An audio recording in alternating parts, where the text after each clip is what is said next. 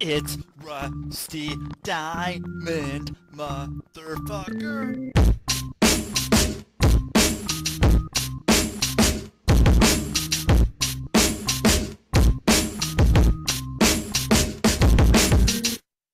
Yo, man.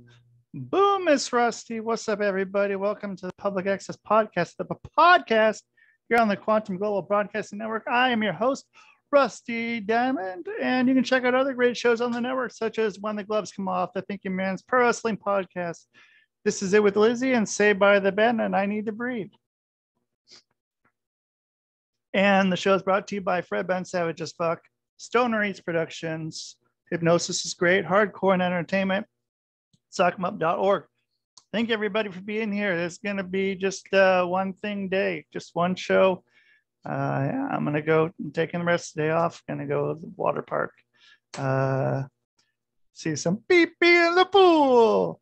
I don't pee in the pool, but if you ever go to a water park, you tell me when you have to wait in line to go to the bathroom. Those people, all you people that piss in the pool, fuck you. So there's my public service announcement today. So everybody else who doesn't pee in the pool, well, if you listen to this podcast, I hope you don't pee in the pool. If you do, reconsider your actions in life.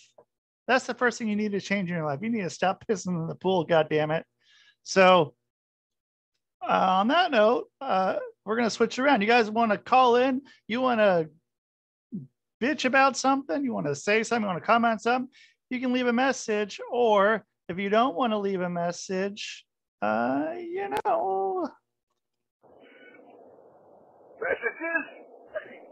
Messages? We don't leave no stinking messages. Yeah, but I need messages. So 503-974-6420. And let's bring on our special guest right here, right now. We have Michel O'Hare. How you doing? I'm good. How are you doing, Rusty? Good. I wanted to make, so it's Michel, correct? Mm-hmm. I knew I was forgetting something to do when I was asking questions. I was like, because I like to ask, make sure I pronounce everyone's name correctly, because I have a lot of people pronounce my name incorrectly growing up. So, I like to try to make sure I do that. So I was called Michael since I was little going to school. So I get it. Yeah. And so, I mean, yeah, people are looking for Michael and then they're like, oh, well, where is Michel? Did you ever see the movie Euro Trip? Not a great movie. No. I'm really selling it. It was, I don't know, maybe 20 years ago or so, maybe a little less. And the plot of the story is there's a guy, his girlfriend cheats on him, but he's had this pen pal over in Europe and Germany, I believe, and her name is what he thinks her name is Mike, and he gets a picture, and he thinks it's the man or the woman in the picture is Jan and her brother is Mike, so then he's like, don't talk to me ever again, and then finds out from his little brother, it's like, actually it's Mika and Jan, and so then he has to go to all across Europe to try to find this person that he had the name incorrectly assumed. So, and it's a movie. it's a movie, yeah. Not the greatest movie, but definitely a movie. 20 years ago, I don't know, yeah, a lot of movies even now. I'm known for not seeing a lot of movies, so the fact that I have any kind of under my belt, if I do, it's usually some crappy movie I've seen a lot of times, like this one. But what you're gonna do? And now everything can be made a lot faster. I mean, you can make anything you want real fast now. AI, I end up talking about AI and so many of my episodes here.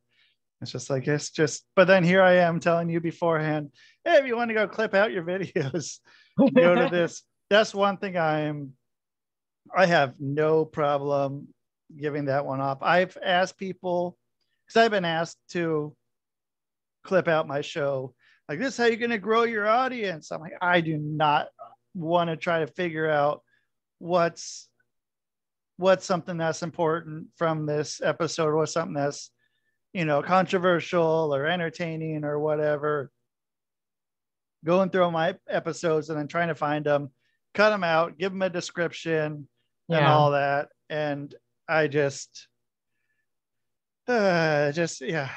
Even now, just thinking about it sounds horrible. And now there is something that can do it for me between 10 minutes and an hour for free. And I will gladly take that, and probably can do a better job of it than I ever could, and can look at it through an objective point of view.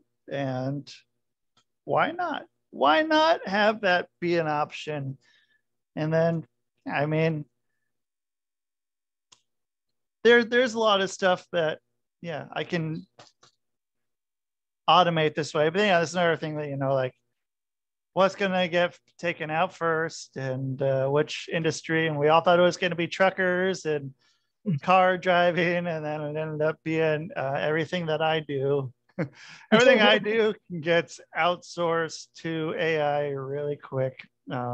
Everything from, you can write a book in 20 minutes and have that done. You can write a musical composition in 30 seconds.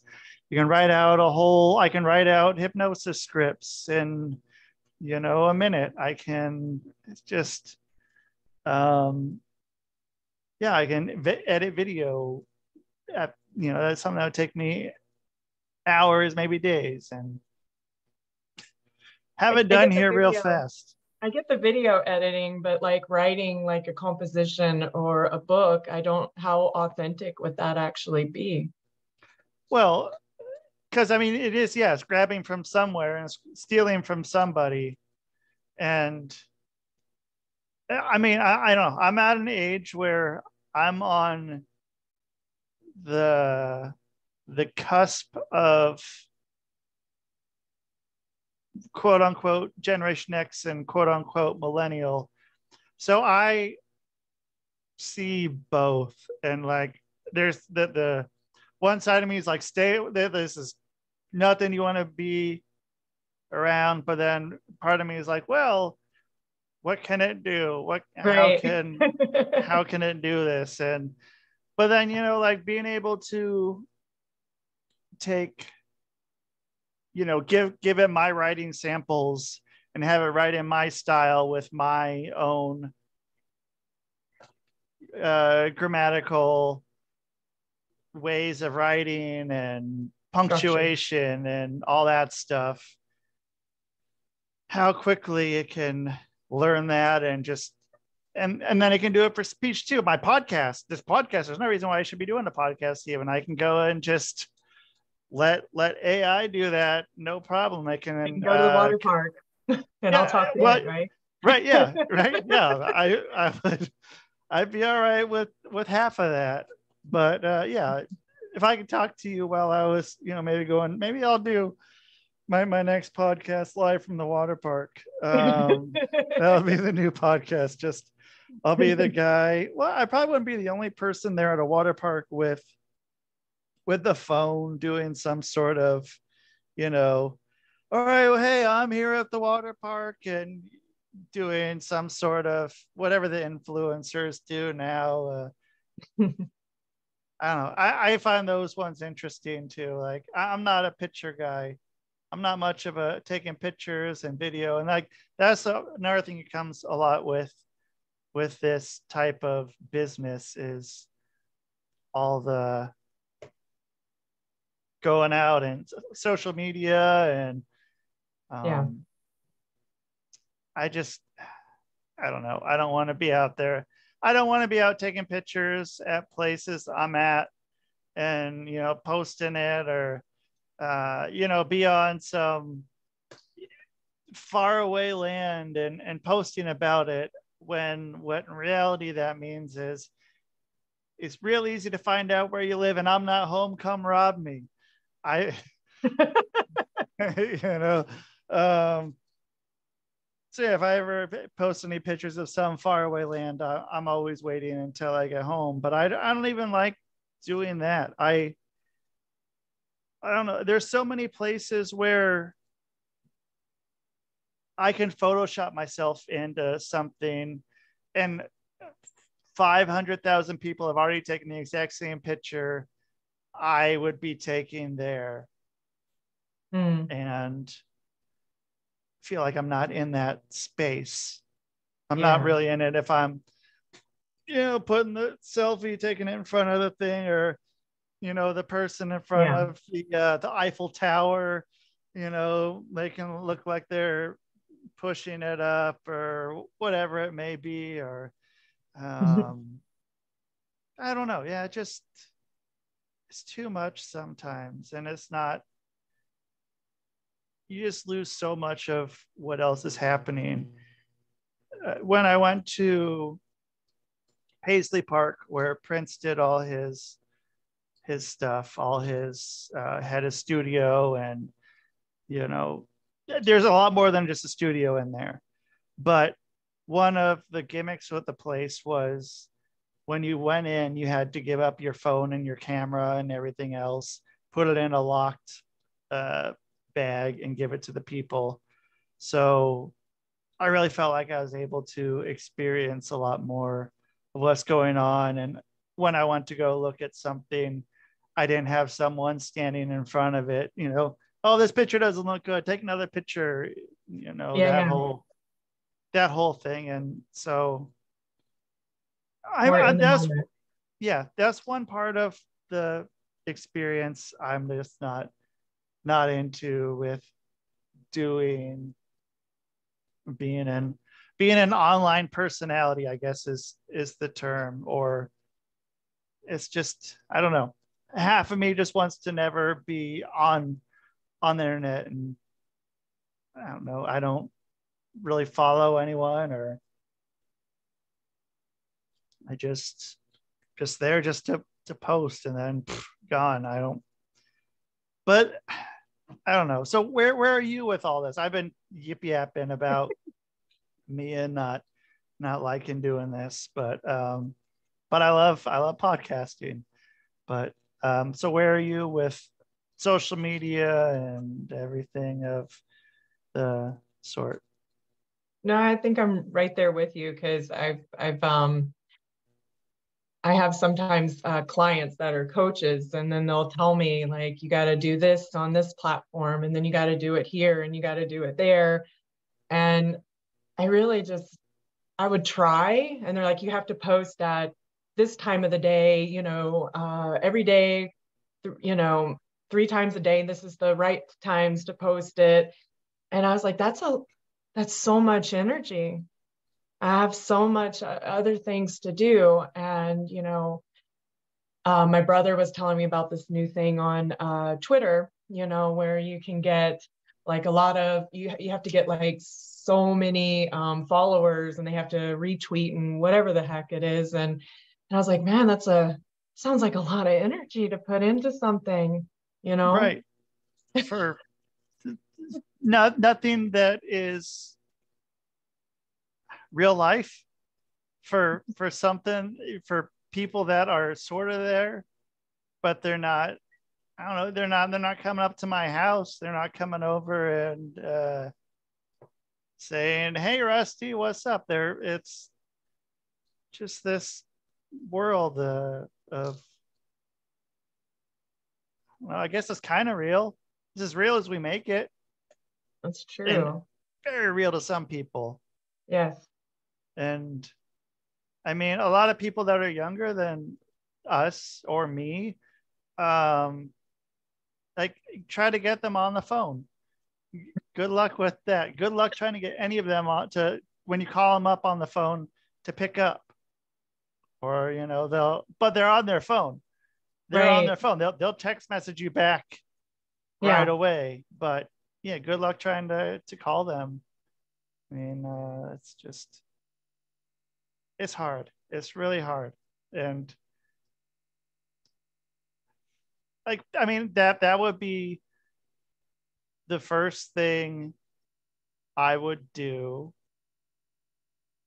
if I hired somebody for AI, would be to handle all the social media, because I have zero interest in engaging with it. And yeah, like that, when everyone says, hey, post 3 times, post this time of the day, how many different people have had that same lecture?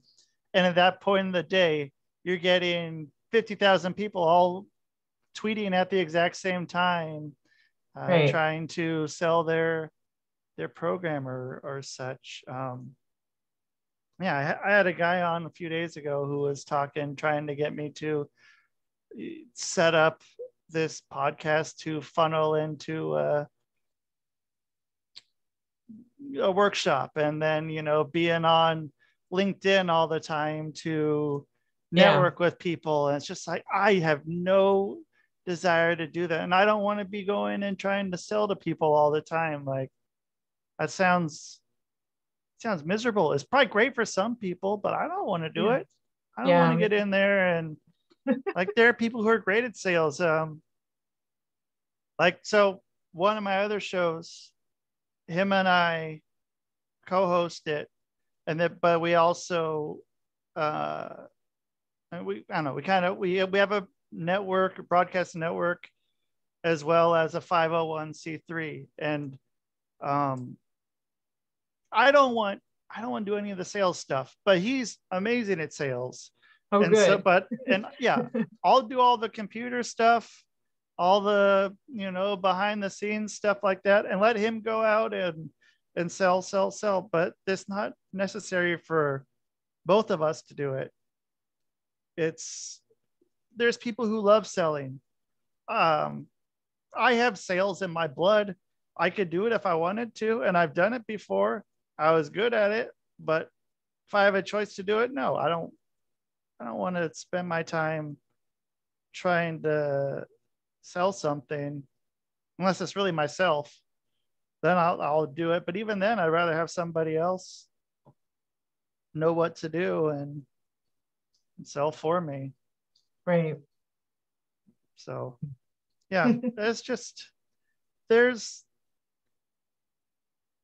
I guess that's part of the thing when you're your own boss, you gotta do everything. And it's not just, you know, I go to a factory, get there, work my 8 hours, do a half hour of lunch, and go home and never have to be on anything else. Just that's the existence. I see the appeal to it, but there's also the part of not having a boss is kind of nice. And so it's the trade-off for it, but just nice. Yeah. I mean, I think the AI will, there I am. I'm back to that. I'm like, yeah, I think the AI is going to help. And, but then it's also, kind of the downfall of us. But maybe it's also the way to work with people. If I think it's going to give, like with music or something, someone who doesn't know how to, I forgot who it was who was saying this. Like someone who doesn't know how to make music, but has the ideas in their head of what they want to hear, is able to make music now. And then once someone goes and takes that, someone who has done a lot of musical stuff before can take that innovation that a non-musically inclined person had done and be able to take those skills that they have and be able to advance in, quantum levels of that's really cool. of whatever. And so I can see that in a lot of ways too, but I don't know. Who knows where it's gonna end up? So, um, I mean, how much of your work is going to,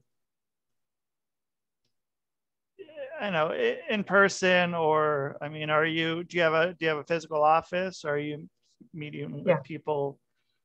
I do And both. Zoom is awesome because I can see people in any country, any place, which I do. So that makes it uh, really convenient. Yeah, I have a physical office and people do come here. Yeah. and so, what part of the country are you in? North Carolina. North Carolina. Okay, all right. And so, um, what's kind of the percentage breakdown of people who come into the office as to people who you're meeting on Zoom? Mm, right now, I would say 95% on Zoom. So what's the advantage of still having the office? Um, I'm hoping to grow that. Into what? And there's just something, I don't know, there's just something really special about being able to um, be in the presence of somebody and to put your hands on them as well, just something healing about that. Um, have you thought of maybe like renting, or is it cost a lot? Is it cost effective to have a space rented each month, or would it be easier to rent from somebody on each time you go in? I got into this as well, and it ended up. No, I like being at home, and I live in a really beautiful place. Like I live on top of a mountain, so it looks like you're coming to some sort of like mountain retreat Zen place. So people are coming to your house, and your office is at your house. Yeah. Okay, all right. So then that's kind of irrelevant then, if for cost measures. If it's at your house, you're not going to a building and paying rent on that. No. Okay. All right. And so yeah, you're up in the mountains of North Carolina and Yeah. able to have people. Okay. Then yeah, then that makes perfect sense to still have an office and have that retreat of that. And um so when when you're doing it on Zoom, what's the, so you're missing the touch, like the physical touch, um or is it more, so yeah, like, I don't know, it's kind of difficult because energy can be moved Yeah, it's the through. same no matter if we're doing Zoom or in person, but Yeah, there's just something more personable when there's not like a screen in front of us and we're like in the same space, is what right. seems to be the thing. Yeah. Yeah. And yeah, there's some people, yeah, I'll want to work with them, in person, but that's kind of nice for the most part to not. But if someone right now, if I had someone that wanted to meet in person, I would go and just rent a room for a couple hours, and maybe even a library. Go to a library. But I think also one of the nice things about Zoom is people can be in their place that they want. Your place sounds like a great place to go to, and it's set up for some sort of tranquility, whereas most offices are in office buildings and feel sterile-ish, and when people Right. walk in, they're, kind of, they're not already relaxed, and you have to break down that barrier before you're able to get any work done. Right. Whereas yeah, if someone's on Zoom, they're in their place they're most comfortable. Or if come up to your spot, I mean, I'm sure there's a lot less reservation than going into an office building, going into your place. Is this where they go to, right where you are in your Yeah. background? And I want to touch on something else. What's interesting is that if someone is on Zoom and they're in their home, it may not be necessarily their most comfortable space for healing because they're in the place where a lot of their external triggers are at. So when they come to me, they don't have those external triggers. They're in lovely, beautiful space here. And Right. when they're on Zoom, it's like, oh, okay, all those things that remind me of the things that are troubling me inside, oh, they're just right here, so that's more effective. Yeah. A lot more. And I guess I didn't think about that part. And so, because that can happen a lot with people if they're seeking the help, then there's probably some reason, and it's usually something that's near to them in their proximity, where it's something that's troubling them. And so so getting out probably would be a good deal. And so, and do you encourage people to come to you? I mean, are you like with the local community? Are you sort of, I mean, like I'm trying because a lot of people, they've heard about Reiki, and they've heard about sound baths, and they've heard about like chakra balancing and just like all these little neat things, and they're like, what's body talk? What is IFS? So I'm in the local community. I'm slowly trying to make myself known and available, but I'm kind of like you, like I don't make like a huge effort, because it just sounds like a whole lot of trouble. So I'm gonna do a workshop in a free area in Black Mountain, teaching people the cortices technique, which will help them to get their different parts of their cortex back in line with each other and create nervous system relaxation. So just to see what happens, Yeah. So are you set up with like the Chamber of Commerce or anything out there? No. That was something I felt.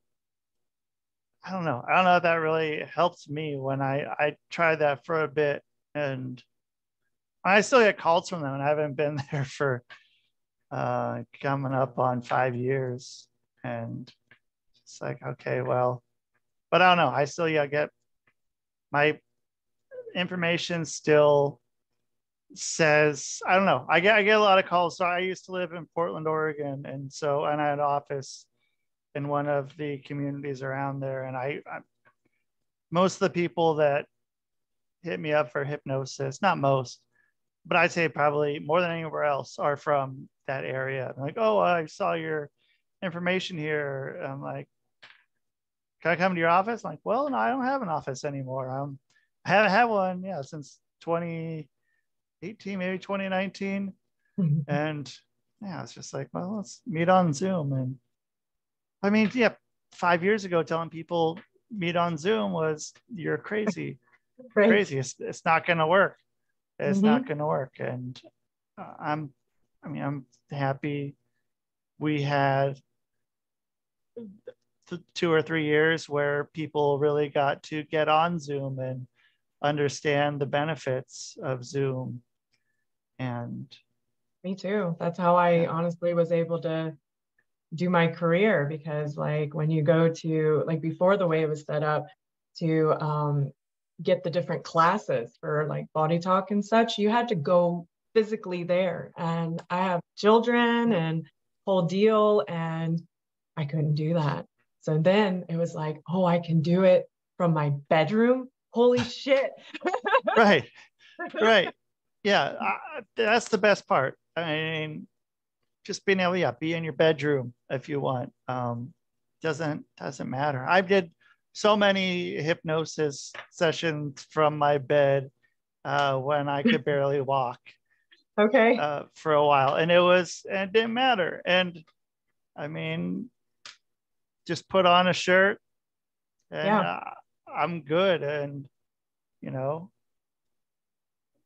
I don't know. I don't know. Yeah, I was in a lot of pain, and I didn't feel like doing much else other than sitting in bed, but I didn't have to go into an office to go meet No. with people. I could just sit right there and be all right. And yeah, I think I don't know. It's helped out a bunch. It's helped out a Yep. lot. And yeah, now I can just get people. And I don't know that most people don't even need, don't need to, I don't even need to see them if they don't want to.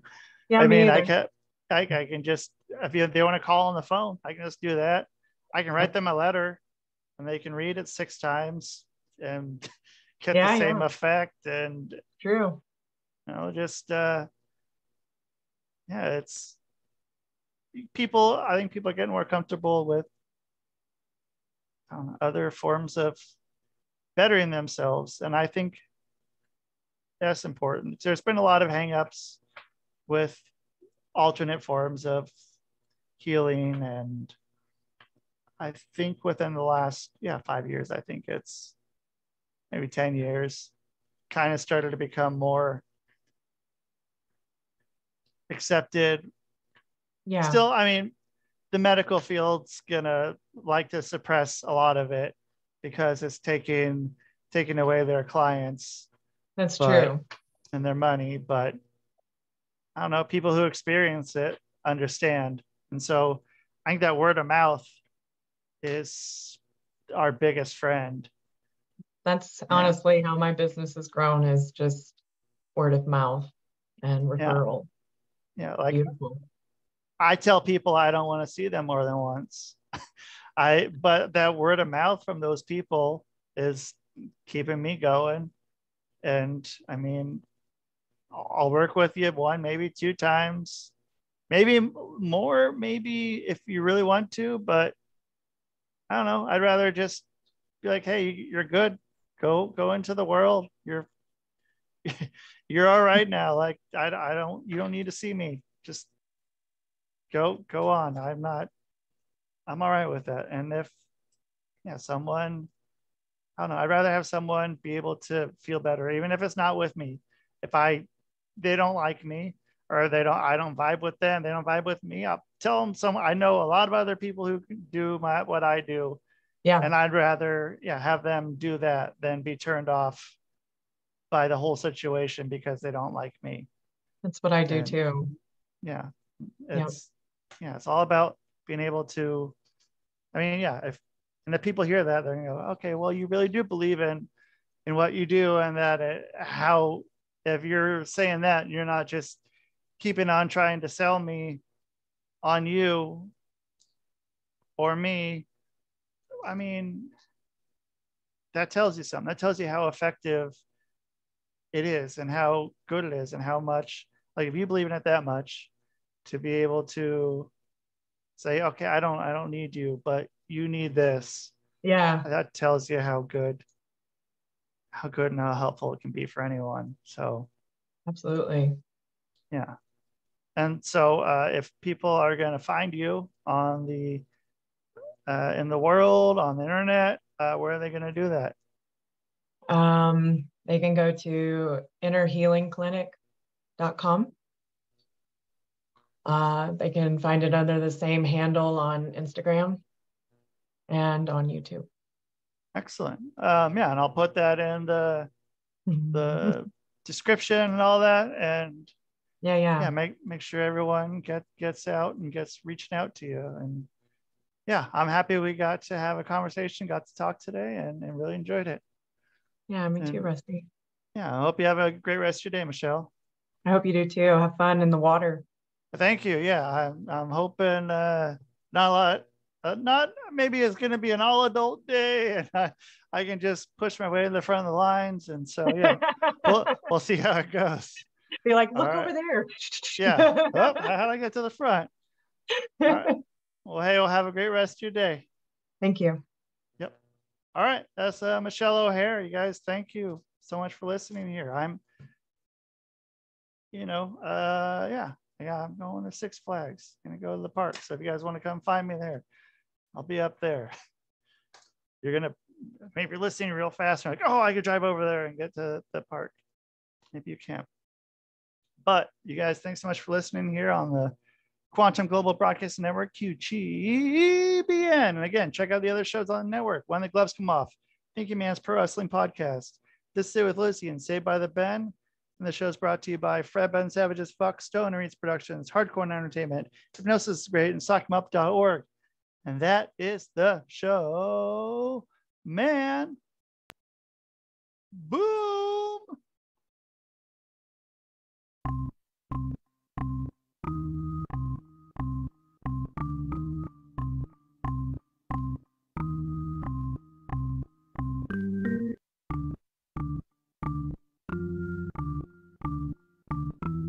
It's Rusty Diamond, motherfucker.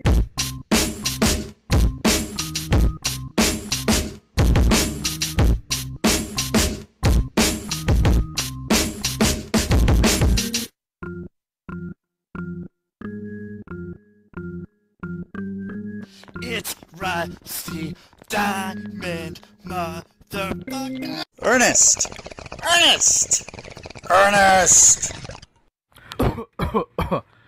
Yes, Pee-wee. You brought the snacks, right?